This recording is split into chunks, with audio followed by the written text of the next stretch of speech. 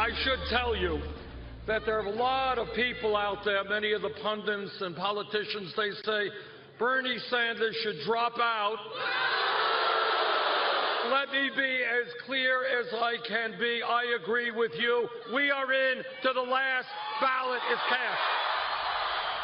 Welcome to the Journal Editorial Report. I'm Paul Gigot. A defiant Bernie Sanders vowing to stay in the Democratic presidential race until the bitter end, despite a growing chorus on the left urging him to pack it in.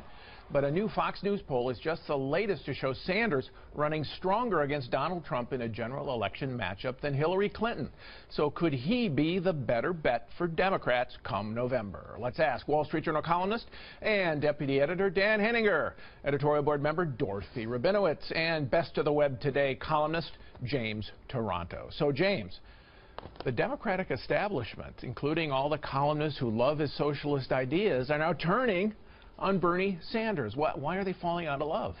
Well, I think Sanders is reminding them of the party's real problem, which is Mrs. Clinton. They don't really want to think about how difficult it's going to be to run with her as their candidate in the fall. And Sanders is reminding them of her weakness. She was supposed to have a coronation. He was supposed to be a minor protest candidate.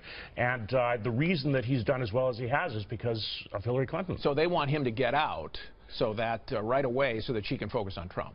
Right, and so that they don't have to worry about her as much for at least a couple of months. All right, Dorothy, what about the argument that the Sanders people are making, that somehow he's being treated unfairly? Yes. That he is not getting the love that he deserves because of how well he's done? Yes. Well, the Sanders people are filled with Bernie-injected martyrdom. They all walk around perceiving a world full of the system is rigged. This is the fuel on which they burn. But is it fair? Is it a fair point? No, it is not fair. This is an election contest.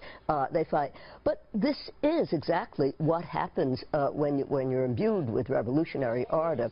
Bernie Sanders is not terribly different from Donald Trump in this one regard with his followers, that they will question nothing, and he will question none of their behavior, as you can see. But he has won, Dorothy, 3 of the last 4 major states. Yes. Okay, and the one he lost, Kentucky, was very close.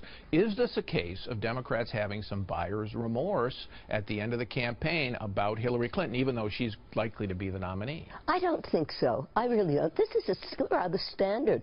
People hang on to the bitter end. I don't see any great difference here. The fact is the intense dislike of Mrs. Clinton has fed into this story of, what is she complaining about? He is the real victor going to be. But obviously, she has the nomination, as she keeps saying, as she keeps being censured for saying and noticing. But the polls, Dan, show that Sanders does better against Donald Trump than Hillary Clinton does. I mean, could he be the better general election candidate? I think he could. Those head-to-heads that have had Sanders beating Trump by double digits have been there for months, Paul. They've always been sitting there without much comment at all. And I think that I think what it represents is a generic candidate, Democratic candidate, against Trump. That Hillary is the one who barely beats him. But if that candidate were Joe Biden or John Kerry, I think in the head-to-heads, they also would be 10% ahead of Trump. I would even suggest that maybe Hillary Clinton is the only Democrat who could lose to Donald Trump. How does Hillary Clinton get Bernie Sanders and especially his supporters on board, Jim? Well, that's a very good question. I agree with Dorothy that Sanders is not being cheated out of the nomination. I think that's a ridiculous claim. However, if his supporters feel that he's being cheated out of the nomination, that's a political problem for the Democrats anyway. Right. Our colleague Peggy Noonan proposes in our paper this weekend that Mrs. Clinton should consider making Sanders her running mate in order to keep the party together and bring his supporters on board. And I have a 70-year-old ticket to try to drive the youth. 144 years between them. I at first thought that was a ridiculous idea, but reading Peggy's column, I kind of felt like the logic was surprisingly compelling. I know you don't agree with that. Well, you know, wait till the American people get a full, steady blast of the Bernie Sanders, a man of the left, to put it mildly, for whom the entire American system has been poisoned his entire life, and there's no concealing it. This is what is there in Bernie Sanders. And when you listen to him, why are you bothering me about the violence of my followers? We're fighting for a better world. This is the 1960s all over again. Of course we're bombing the campuses. We want to end so the you war. don't think Sanders would help Hillary Clinton? I think he would be an endless battle. So how does she get his supporters on board? I mean, gives him a speaking spot at the convention. Sure, you'll give him a big spot. Influence the platform. He's already influenced her agenda in a major way on trade, taxes, and health care. So many things. How else does she mobilize those voters, keep them so they come out instead of staying home? She could go up in front of the cameras and say, "I am a socialist."